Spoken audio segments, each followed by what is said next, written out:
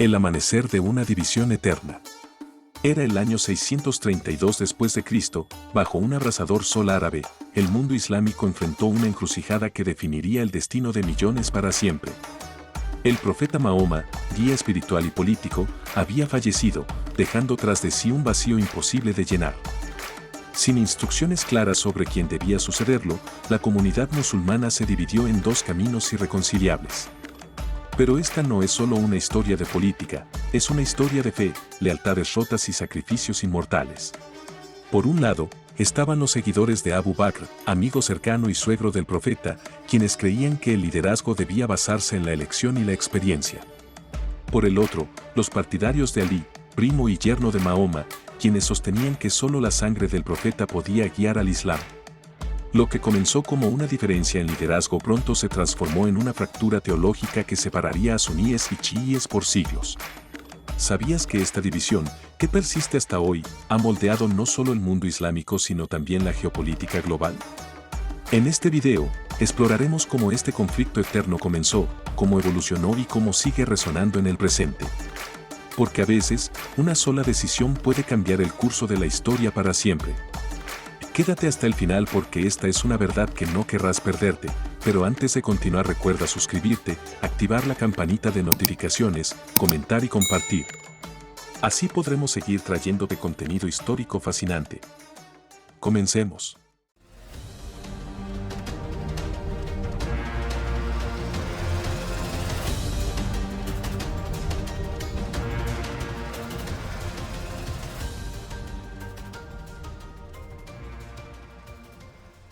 El profeta y la herencia no escrita.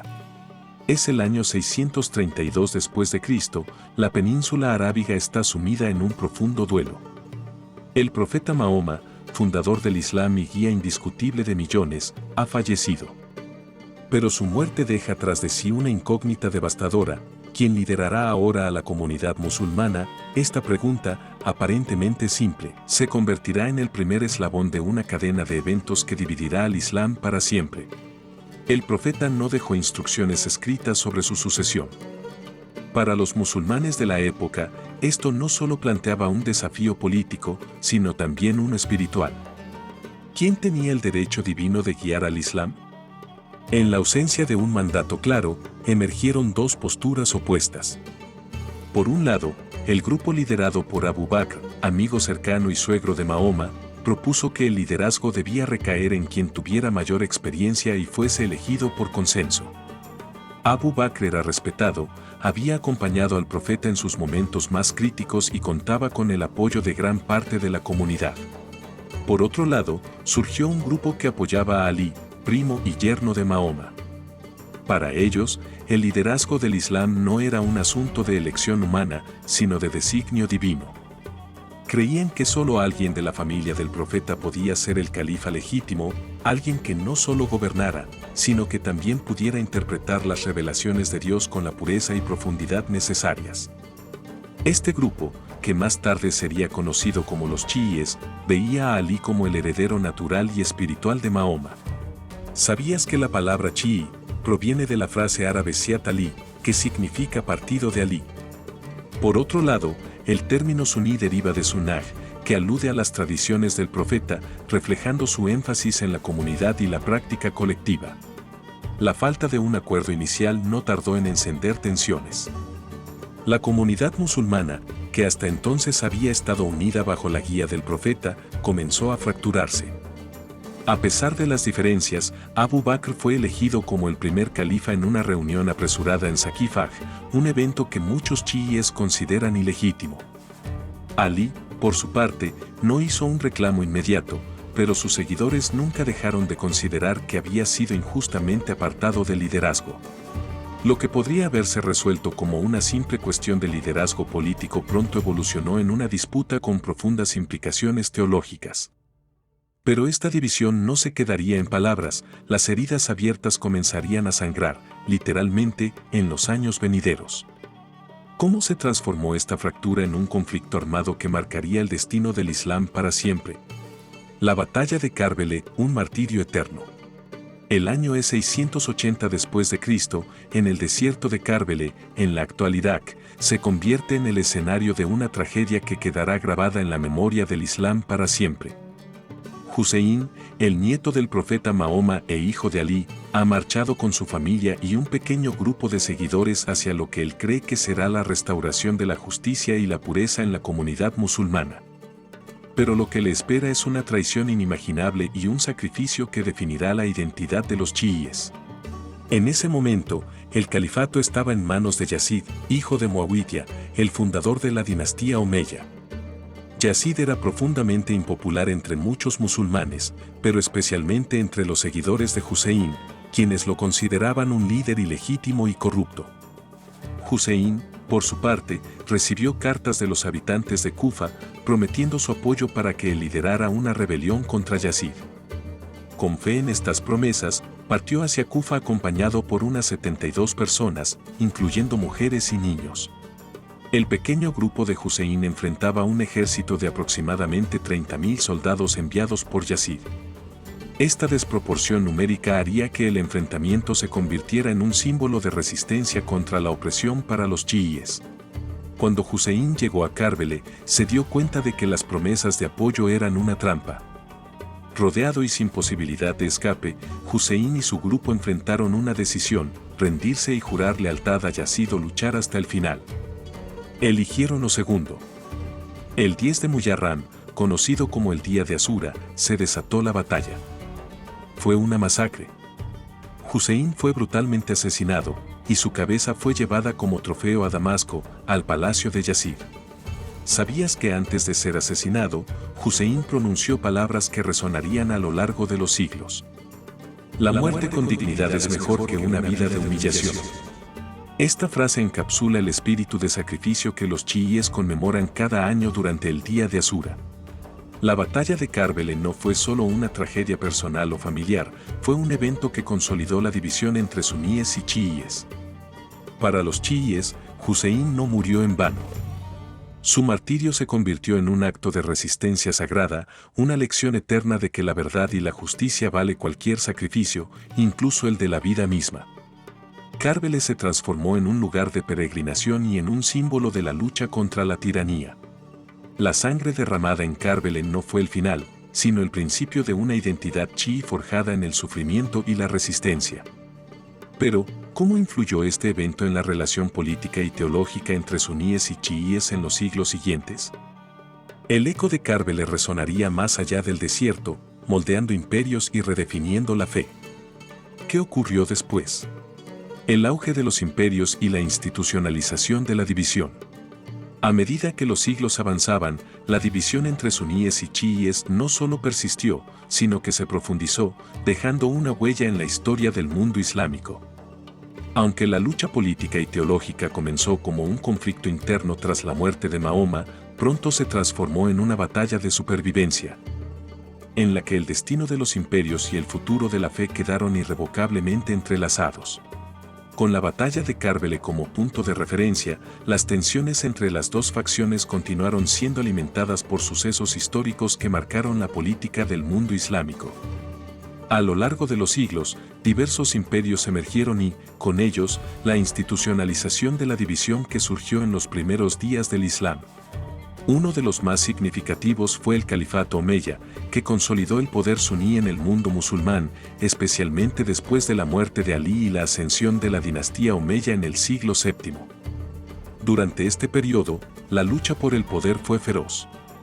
Los chiíes fueron sistemáticamente desplazados y perseguidos, mientras que los suníes establecieron una versión del Islam basada en la tradición del profeta, conocida como la Sunna. Aunque algunos chiíes continuaron luchando por la legitimidad de su línea de liderazgo, la supremacía de la dinastía Omeya dejó a los seguidores de Ali en una posición de constante oposición. Sin embargo, la caída del califato Omeya en el 750 después de Cristo y la ascensión de los abasíes trajo consigo una aparente esperanza para la unidad. Los abasíes, en un intento de ganar apoyo entre todas las facciones musulmanas, promovieron una imagen de inclusión, pero no tardaron en revelar sus propias inclinaciones suníes.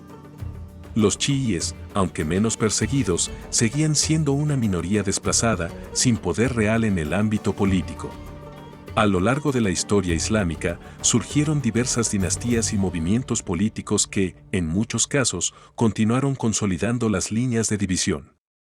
Por ejemplo, durante la dinastía safávida en Persia, siglo XVI, el chiismo fue proclamado la religión oficial del imperio, lo que reforzó la identidad chií y convirtió a Irán en un baluarte de la fe chií frente a la mayoritaria suní en el mundo islámico.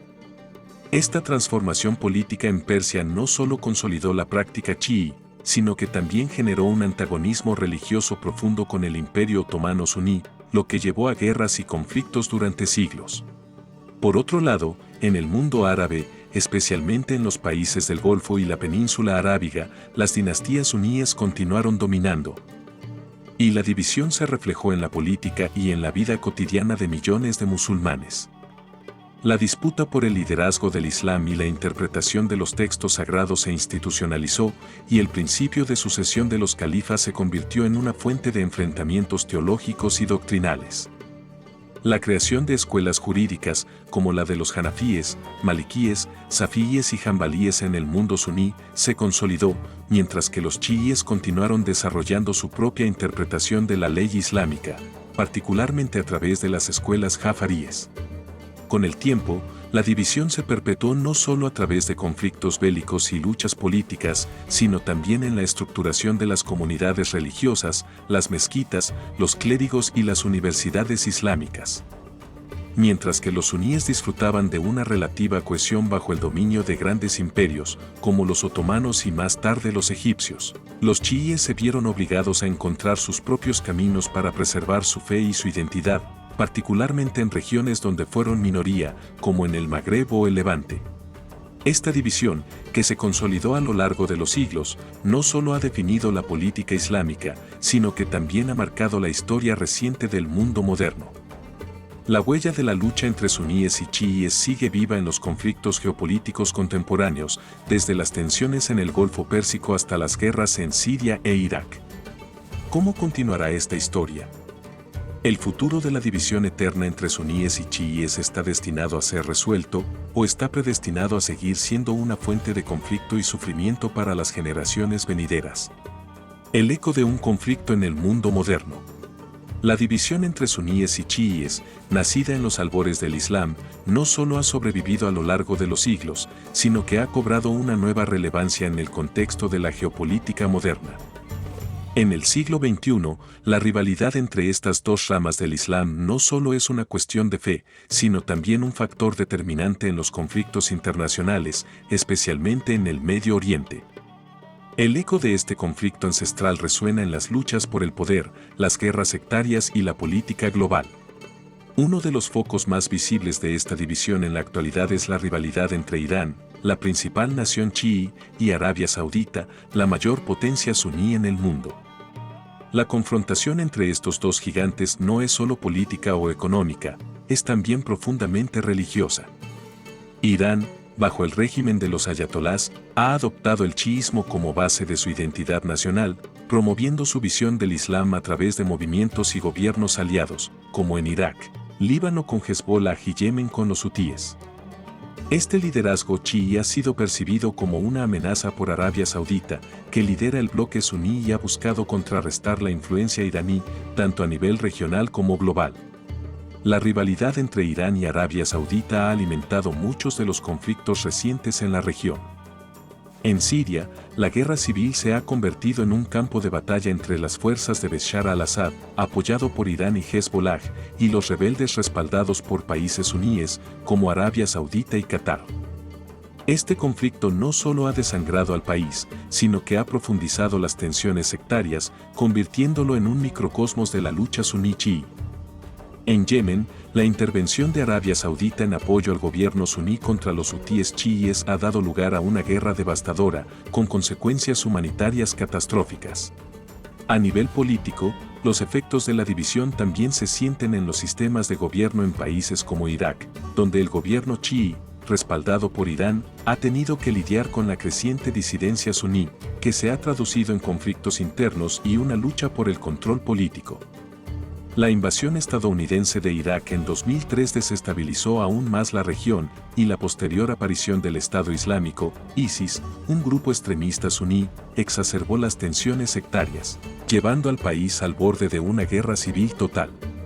Fuera del Medio Oriente, el conflicto sectario ha tenido implicaciones también en lugares como Pakistán, donde los enfrentamientos entre suníes y chiíes han provocado miles de muertos, especialmente en zonas como Baluchistán y Karachi. En países como Afganistán y Bahrein, la división también ha jugado un papel crucial en la política interna y en las relaciones con los vecinos. El impacto de esta división en el mundo moderno no solo se limita a la política internacional, también afecta la vida diaria de millones de musulmanes. En muchas comunidades, la identidad suní o chií es una marca distintiva que va más allá de la religión, influyendo en la cultura, las relaciones sociales y, a menudo, en la vida política. Las tensiones sectarias han generado desplazamientos masivos de población, con comunidades enteras siendo forzadas a huir debido a la violencia sectaria, como ocurrió en Siria e Irak.